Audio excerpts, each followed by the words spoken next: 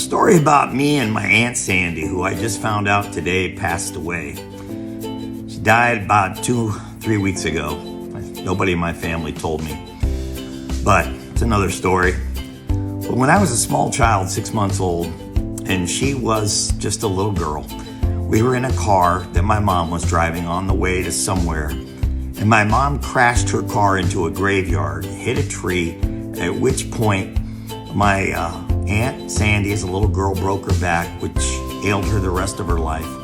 And my mother was also severely injured. My sister had minor injuries. And me, as a 6-month-old baby, I was found stuffed under the dashboard after everybody else had been taken to the hospital. A neighbor lady ran down and said, "But what about the baby? How's the baby?" And they were like, "There's no baby." And they went back in the car, and there I was, stuffed up under the dash. Didn't have car seats back then. And there I was with a broken nose, and that little old lady neighbor saved my life by letting them know I was under there. That's how me and my aunt's life started off together.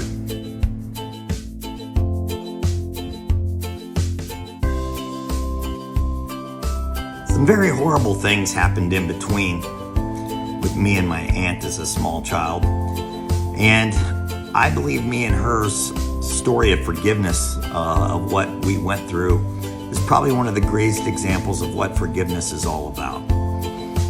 And in the end, we formed a great relationship, especially with her last husband, Stan, and had a very strong relationship that I'm very grateful to have had, that most people could have never had with the circumstances that me and my aunt had been through.